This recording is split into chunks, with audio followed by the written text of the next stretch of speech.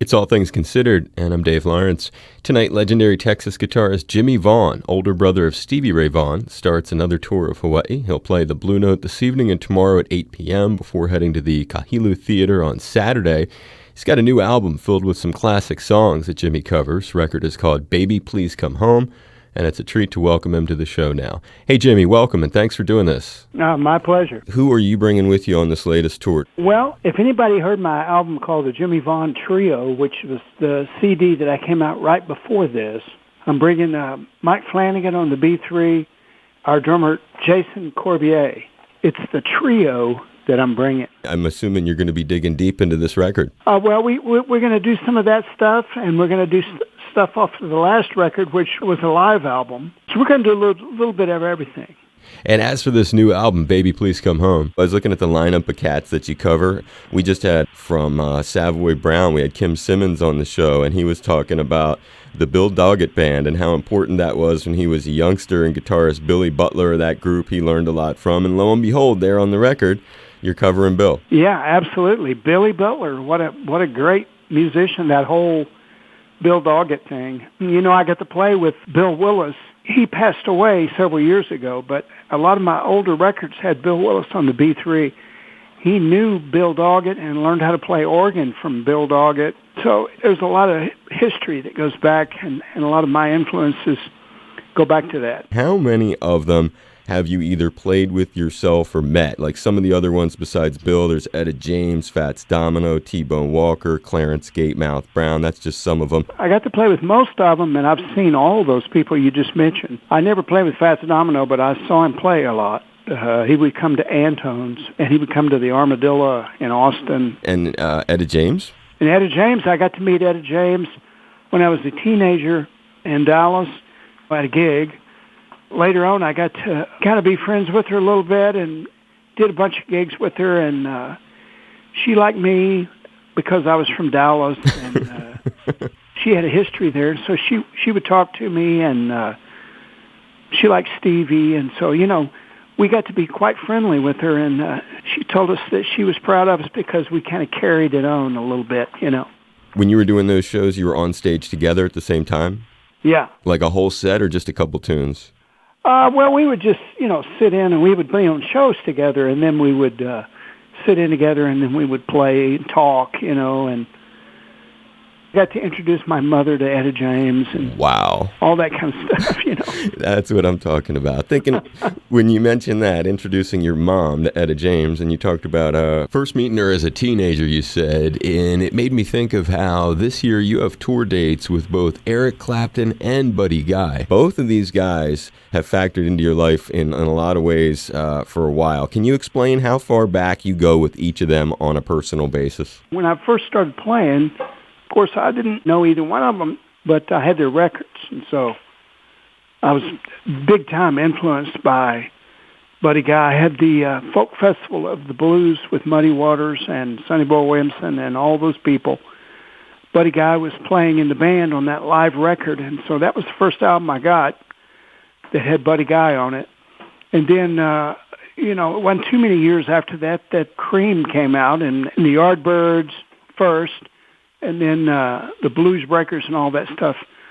A friend of mine's uncle went to England on business, and he brought back the Blues Breakers, and this friend of mine called me up and played it for me on the telephone when I was, you know, like 14 or something. I don't know. And when did they personally enter your life? I think after we started making records in the Thunderbirds, we started getting on shows with Eric. I guess that was in the 80s. Yeah, the pictures that I've seen of you when I tried to track back and see where did he first run into these cats. I see pictures of you and Buddy Guy. Man, both of you look so young, and you're on stage together. Oh, I know. I met him at Antone's. Of course, I had his records way before that, but Buddy Guy would come and play for, you know, a week, and I'd be up there every night. You know, we were opening the show. When did you first play with Eric? I first played with Eric, I'm trying to remember the first time. It was in the 80s when the first Thunderbirds record came out. We went to England, and we saw him play somewhere, and then we did some shows with him. You're so understated about it, but this is the guy, Jimmie Vaughan, who was just playing the Royal Albert Hall earlier this year. with Clapton. Well, it's a beautiful place to play. It sounds fabulous in there.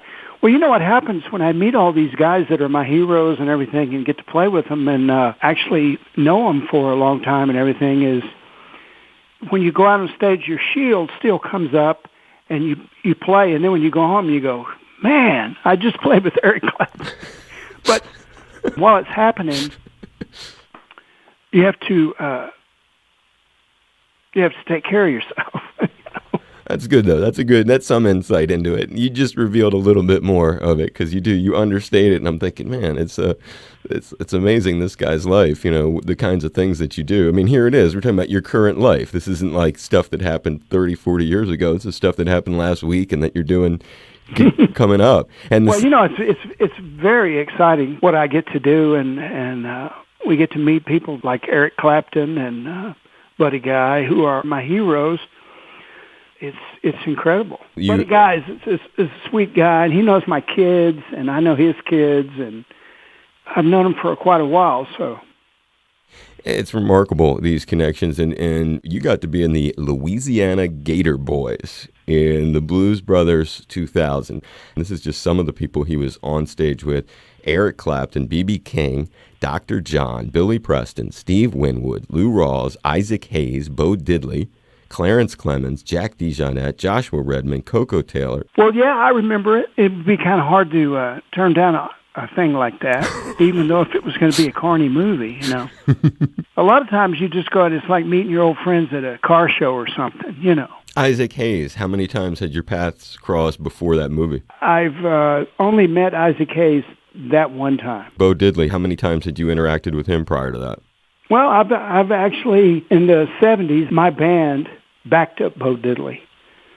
He came to Austin, and we were the band. He didn't know us until he got there, but we were all prepared, and we knew all his stuff and everything, and we tried to do a good job for him. That must have been a special experience, It's incredible to meet Bo Diddley, okay? One thing that you always realize when you're around him, he's Bo Diddley and you're not.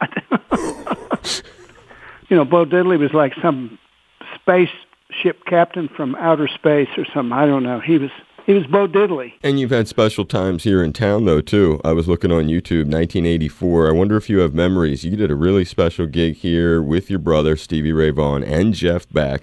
Had you already been with Jeff Beck? You didn't even look moved by it at the time in the video. No, I've seen Jeff Beck play, and of course I've always been a big Jeff Beck fan. So was that your first time playing with him? No.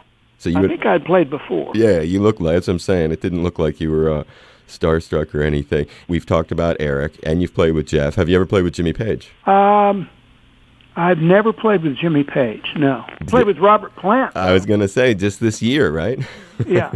And when we first had our record deal and we came to London, we used to play at a couple of little places there in London, and I remember Jimmy Page and Robert Plant came to see us a couple of times because they liked our band. So that's a very special thing. We mentioned your brother. One of the things that people loved about you guys together is occasionally you do this bit where you'd have one guitar and the two of you playing it together. When did you first do something like that? Who thought of it? And tell us a little story about developing that. Well, I have to think back. Well, I'm 4 years older, so I got a guitar and started playing, and then Stevie basically watched me learn how to play.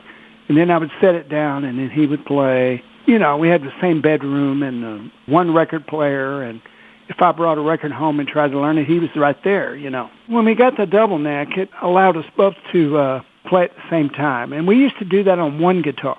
With just one neck, you're saying? Yeah, two people can play one neck if you're careful. And that's a good way of putting it. You're funny. But we used to do it for fun.